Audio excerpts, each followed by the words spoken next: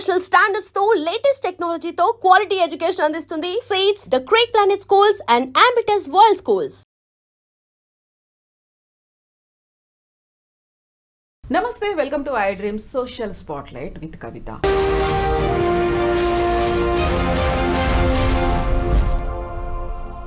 అమెరికాలో తీసుకుంటున్నటువంటి రోజుకొక నిర్ణయాలనేవి విద్యార్థుల భవిష్యత్తును ప్రశ్నార్థకం చేస్తున్నాయా? ముఖ్యంగా తెలుగు విద్యార్థుల భవిష్యత్తు ఏంటి? వాళ్ళంతా తిరిగి రావాల్సిందేనా? బోల్డ్ అని డౌట్స్ అనేవి వస్తున్నాయి ఒకవైపు స్టూడెంట్స్లోనూ, మరోవైపు ఇక్కడే ఉన్నటువంటి తల్లిదండ్రుల్లో కూడా. నిజంగా ట్రంప్ అలాంటి డెసిషన్స్ ఎందుకు తీసుకోవాల్సి వస్తుంది? తమ దగ్గర చదువుకోవడానికి వస్తున్న వాళ్ళకి ఎందుకు అంతలా అన్యాయం చేస్తున్నారో, దాని వెనకాల ఉన్నటువంటి మతలబేంటి? మనతో పాటుగా ఉన్నారు సీనియర్ జర్నలిస్ట్ జిఆర్ మహర్షి గారు. మహర్షి గారు నమస్కారం అండి.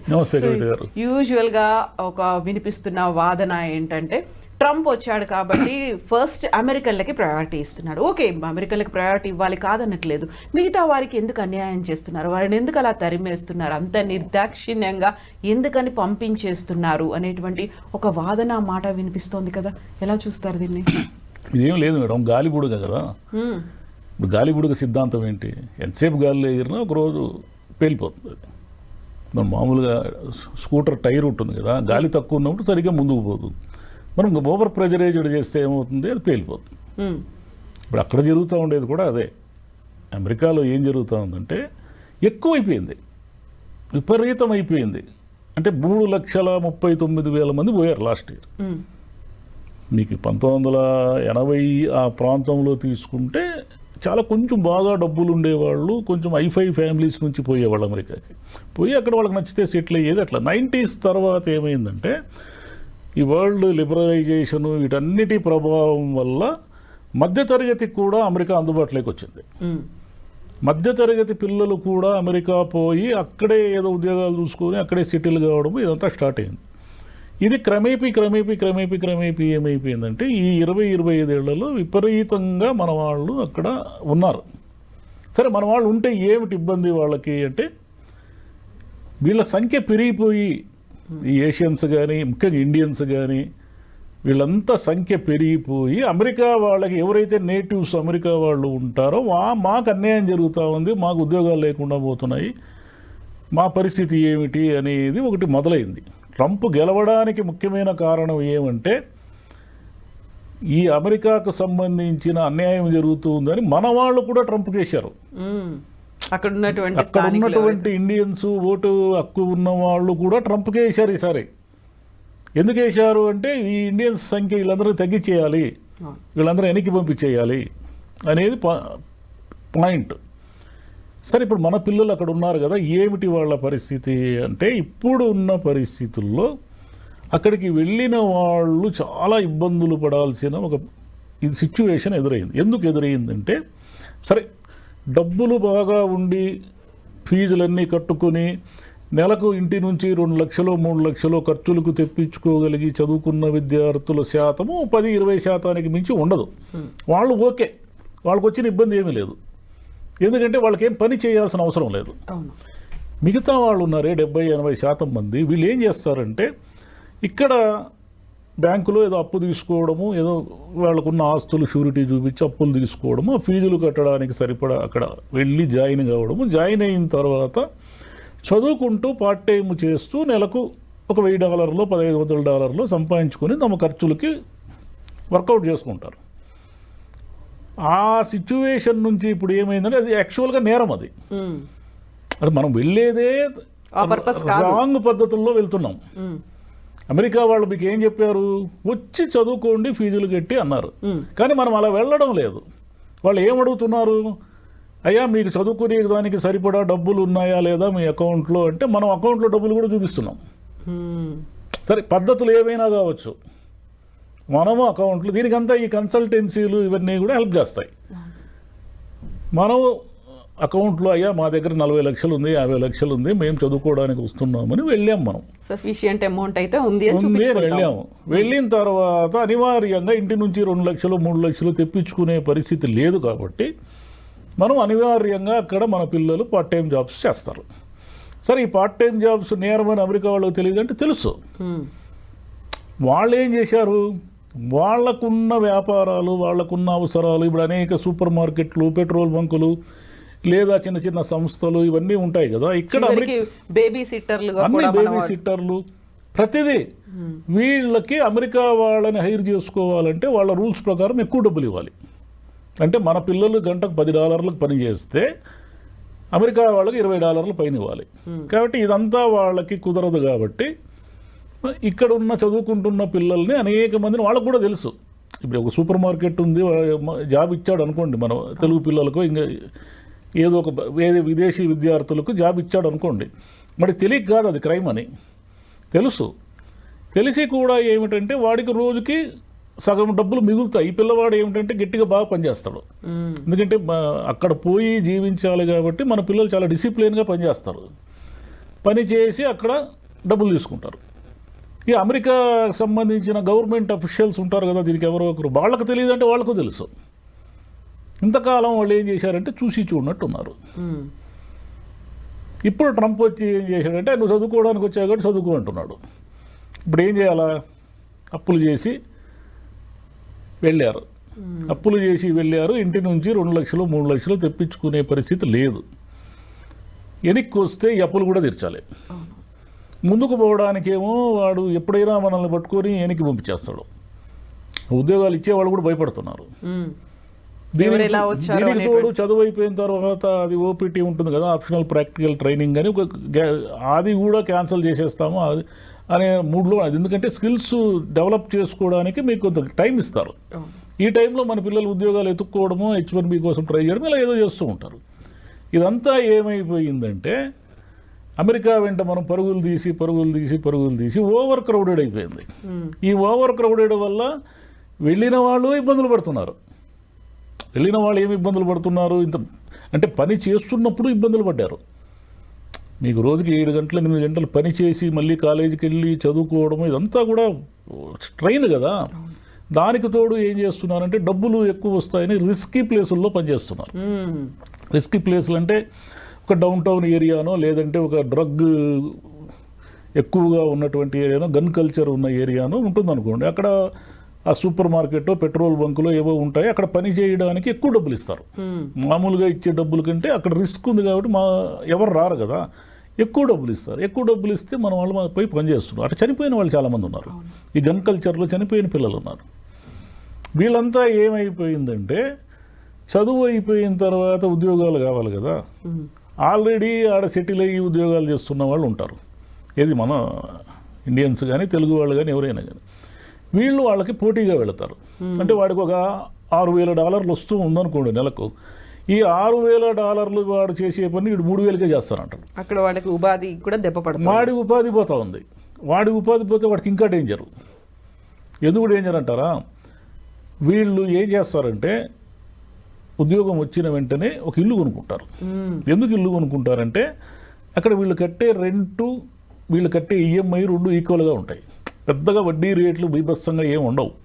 దానికి తోడు మీరు కట్టే డౌన్ పేమెంట్ కూడా అబ్నార్మల్ ఏమి ఉండదు. మీరు కట్టుకోగలిగిన స్థాయిలో ఉంటుంది. అంటే ఒక $5,000 $10,000 ఎంతో మీరు కొనే ఇంటి స్థాయిని బట్టి ఉంటుంది. ఈ EMI ఎలాగో మనం రెంట్ ఎవడికోడికి పే చేయాలి కాబట్టి మన ఇంటినే మనం ఓన్ చేసుకుందామని వాళ్ళు కమిట్మెంట్స్ పెంచుకుంటారు. వాడికి ఒక $6,000 జీతం వస్తుంది అనుకోండి, వాడు కమిట్మెంట్స్ పెంచుకొని ఏం చేస్తాడంటే వాడికి వచ్చే దాంట్లో $3,000 EMIలు కట్టుకోవడానికి పెట్టుకుంటాడు. ఇప్పుడు వీడు పోటీకి వస్తే వాడు $3,000 వాడు పని చేయలేడు. $3,000 పని చేస్తే వాడు ఏం చేయగలుగుతాడు? అప్పులు కూడా తీర్చుకోలేడు. పోనీ ఆ ఇంటిని అమ్మేద్దామంటే అది కుదరదు. ఎందుకు కుదరదంటే ఆడ ఫస్ట్ హ్యాండిల్ ఇండ్లే అనేకం ఉంటాయి. ఈ సెకండ్ హ్యాండిల్ ఇంటిని ఎవడు కొంటాడు? ఎవడు కొనడు. కొన్నా మీకు మీరు పెట్టిన పెట్టుబడికి మొత్తం నష్టపోవాల్సి ఉంటుంది. కాబట్టి అంతా ఇరుక్కునేసినారు. అందరూ పోయి ఇరుక్కునేసినారు. అక్కడ స్థలం లేని చోట ఒక 1000 మంది బట్టి ఒక ఏదో ఉంటుంది కదా, ఒక ట్రైన్ బోగి ఉందనుకోండి, దానికి ఒక 100 కెపాసిటీ ఉంటే ఒక 600 మంది ఆ బోగీలు ఎక్కితే ఏమైపోతుంది? ఎవరికి గాలి ఆడదు. అట్లా బాగా అంత ముందు ఎప్పుడో 90sలో పోయి సెటిల్ అయిన వాళ్ళ పరిస్థితి వేరు. కానీ ఇప్పుడు గత 5-10 ఏళ్లలో పోయిన వాళ్ళంతా ఇబ్బందులు పడుతున్నారు. అంటే జాబ్స్ చేస్తున్న వాళ్ళు ఇబ్బందులు పడుతున్నారు, వెళ్ళిన పిల్లలు ఇబ్బందులు పడుతున్నారు. దీనికి తోడు ఈ డూప్లికేట్ కన్సల్టెన్సీలు ఉంటాయి. అది మన వాళ్ళు తెలుగు వాళ్ళే ఎక్కువ ఉంటారు దాంట్లో. వీళ్ళు ఏం చేస్తారంటే అంత మోసమే. వీళ్ళు ఉద్యోగాలు ఇప్పిస్తాననేది మోసమే, అంటే ఇప్పిస్తారు, ఇప్పించి వాడికి వచ్చే $1000 వీడు 500 కమిషన్లు తినేస్తాడు. అంటే వీళ్ళ నిస్సహాయతని ఆధారంగా చేసుకుని ఈ మోసాలు చేసే వాళ్ళ సంఖ్య కూడా పెరిగిపోయింది. దాంట్లో మన వాళ్ళే ఎక్కువ ఉన్నారు. మన వాళ్ళని ఆ మోసాల్లో పట్టుకుని ఇండియాకి పంపించేసిన వాళ్ళు కూడా ఇక్కడ చాలామంది పెద్ద మనుషులుగా చలామణి అయ్యే వాళ్ళంతా కూడా అమెరికా నుంచి బహిష్కరణకు గురైన వాళ్ళే కొంతమంది. కాబట్టి ఇదంతా ఏమంటే ఇప్పుడు నేర్చుకోవాల్సింది ఏమంటే మనం ఇండియాలోనే ఉండి ఏదో ఒక ఉద్యోగం చేసుకోవడం అనేది ఒక పద్ధతి. ఇంతకుముందు గల్ఫ్ ఉండి ఆ బుడగ పేలిపోయింది చూడండి, గల్ఫ్ వార్ వచ్చినప్పుడు అందరూ వెనక్కి వచ్చేసారు. అంటే అది ఒక స్కిల్డ్, అది లేబర్ సంబంధించిన గల్ఫ్ ఎక్కువ పోయేవాళ్ళు. ఈ సాఫ్ట్వేర్ వాళ్ళకే అసలైన ఇబ్బందులు ఉండేది. నర్సింగ్ నుంచి వెళ్ళేవాళ్ళు, ఫార్మసీ నుంచి వెళ్ళేవాళ్ళు కూల్గానే ఉన్నారు. ఈ సమస్య అంతా ఇప్పుడు ట్రంప్ పెడుతున్న ఇబ్బందుల వల్ల ఏమవుతుందంటే అమెరికాలో ఉన్న ఆర్థిక వ్యవస్థ అంతా కూడా ముతలాకుతలం అవుతా ఉంది. ఇప్పుడు 125% టారిఫ్లు విధిస్తే ఇప్పుడు చైనా మీద అతను వారు ప్రకటించాడు. చైనా వస్తువు లేకుండా మనం ఒక రోజైనా జీవించగలమా? అసలు మన దేశంలోనే ఒకసారి ఊహించుకోండి మీరు, చైనా చైనా చైనా కదా, ఏ వస్తువు చూసినా చైనా ప్రోడక్టే ఉంది మనకు. ఇక అక్కడ కూడా అంతే, డాలర్ షాపులను ఉంటాయి. సింగిల్ డాలర్కి మన దగ్గర $100 ఏదో వస్తువు దొరికిన అన్ని వస్తువులు $100 ఉన్నాయి, అక్కడ డాలర్ షాప్స్ ఉంటాయి. ఈ డాలర్ షాపుల్లో సగం చైనా వస్తువులే ఉంటాయి. మరి వీటన్నిటినీ మీరు సుంకాలు పెంచి ఇవన్నీ చేయడం వల్ల అవన్నీ రేట్లు పెరుగుతాయి కదా. మీకు ఎగుమతులు మీకు ఎలాగైతే తగ్గిపోతాయో దిగుమతుల మీద వచ్చేవన్నీ కూడా రేట్లు పెరుగుతాయి. ఇవన్నీ రేట్లు పెరిగినప్పుడు వాళ్ళకి సహజంగానే అమెరికన్స్ ఏం చేయాలా, ఖర్చులు తగ్గించుకుంటారు. ఇప్పుడున్న ఆర్థిక వ్యవస్థలో అమెరికానే కాదు, ఏ దేశమైనా సరే ప్రజలు తమ ఖర్చుల్ని తగ్గించుకుంటే మునిగిపోతుంది. ప్రజలు ఖర్చు పెడతా ఉండాలా, డబ్బు చలామణిలోనే ఉండాలి. మనకి ఎందుకు ఇన్ని ఈఎంఐలు అవి ఇవి డిస్కౌంట్లు అని ఇచ్చి అన్ని కొనిపించేది? మన దగ్గర రూపాయి ఉండకూడదు. మనం ఎప్పుడు అప్పుల్లోనే ఉండాలి, నెల నెల బిల్లులు కడుతూనే ఉండాలి. మనం ఇంత మునుపు మీరు గమనిస్తే 20-30 ఏళ్ల క్రితము పొదుపుకు సంబంధించిన అడ్వర్టైజ్మెంట్లు వచ్చేటివి. పొదుపు చేయండి, పొదుపు శ్రీ మహాలక్ష్మి ఏదేదో అనేవాళ్ళు కదా. ఇప్పుడు ఎవరు అనడం లేదు, గమనించండి మీరు. పొదుపు అనే అడ్వర్టైజ్మెంట్ పొరపాటున కూడా రాదు. డబ్బులు ఖర్చు పెట్టించే అడ్వర్టైజ్మెంట్లు 100 ఉంటాయి. అందులో ఆఫర్లతో పాటు ఆఫర్లు, కార్లు కొనండి, బట్టలు కొనండి, బంగారం కొనండి, ఇల్లు కొనండి, అవి కొనండి, ఇవి కొనండి. అంటే మీరు నిరంతరము ఈఎంఐలు కడుతూ బిల్లులలో అంటే అప్పుల్లో ఉంటేనే ఆర్థిక వ్యవస్థ నడుస్తూ ఉంటుంది. మనకంటే అమెరికా ఇంకా ఘోరం. అమెరికాలో ఏంటంటే నిరంతరం డబ్బు చలామణి జరుగుతూనే ఉంటేనే వాళ్ళ ఆర్థిక వ్యవస్థ నిలబడుతుంది. అంటే ఈ విషయాలన్నీ ట్రంప్కు తెలియవంటే తెలుసు. అతను ఏదో అమెరికాని మళ్ళీ గ్రేట్ చేయాలనేది నినాదం పెట్టుకున్నాడు కదా. ఆ నినాదం పిచ్చి పెట్టి అతనికి ఇవన్నీ చేస్తున్నాడు. ఇవన్నీ చేయడం వల్ల వచ్చేది ఏమిటంటే అమెరికా వాళ్ళు ఇబ్బందులు పడతారు, మన వాళ్ళు అంతకంటే దారుణంగా ఇబ్బందులు పడతారు. ఇప్పుడు మన విద్యార్థులందరినీ కూడా పంపించేస్తున్నారు చిన్న చిన్న కారణాలతో. అంటే మీరు పొరపాటున డ్రైవింగ్ తప్పు చేసి మీ మీద ఒక చలానా ఉన్న టికెట్ ఉన్నా కూడా మీరు శిక్షార్హులే, మీరు వెళ్ళిపోయిన ఇంటికి 15 రోజుల్లో అంటున్నారు. అంటే ఏదో కోర్టులు అవి ఇవి నడుస్తున్నాయి అనుకోండి. ఈ 3 ఏళ్ళు కష్టమే వాళ్ళకి. ట్రంప్ని వాళ్ళే ఏరుకోరి ఎందుకు తెచ్చుకున్నారు?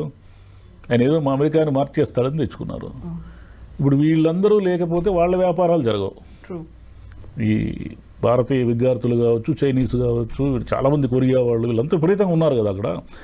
వీళ్ళందరూ లేకుండా $4,380 కోట్ల వచ్చింది అమెరికాకు ఆదాయం కేవలం విద్యార్థుల వల్ల, విద్యార్థులు ఫీజులు కట్టడం వల్ల.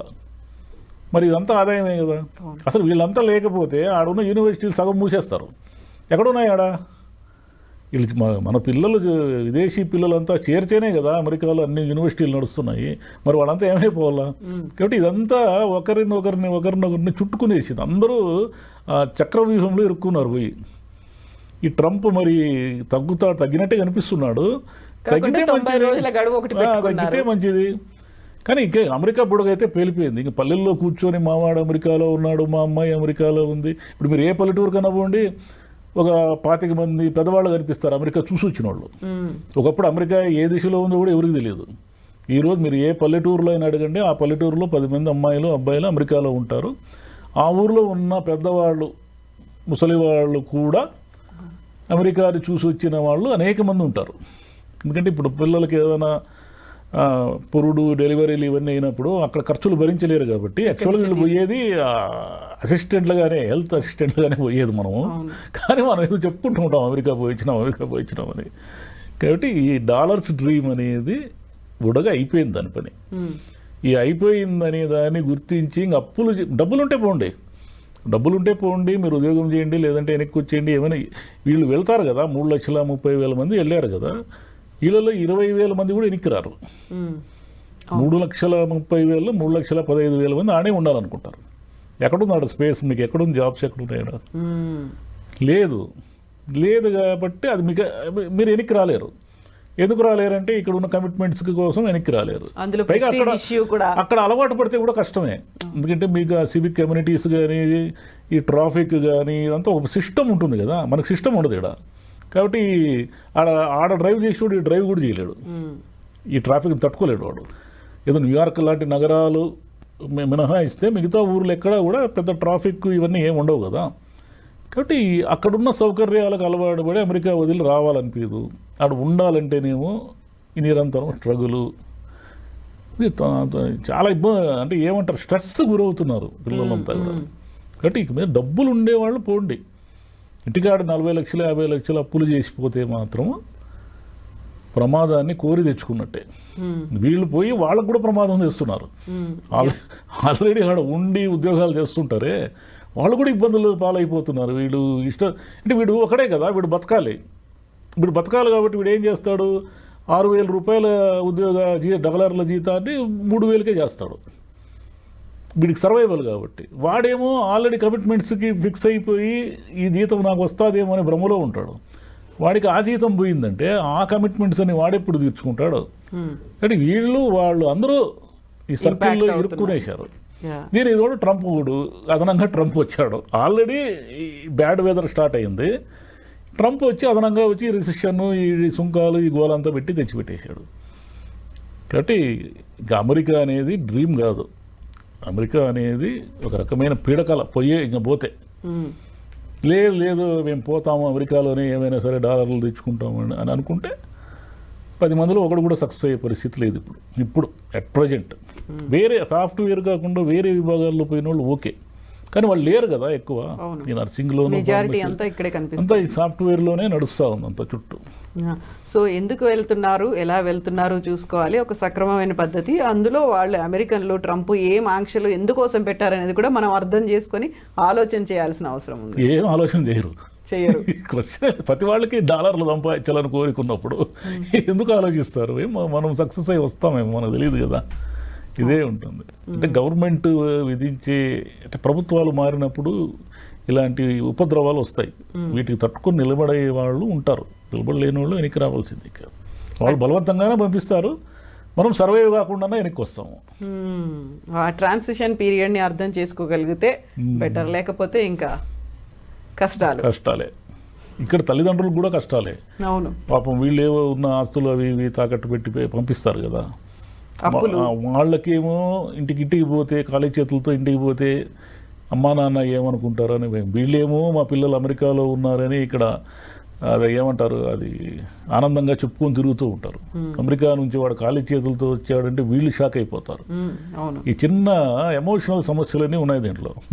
ఎస్ మహర్షి గారు, thank you so much sir. Thank you.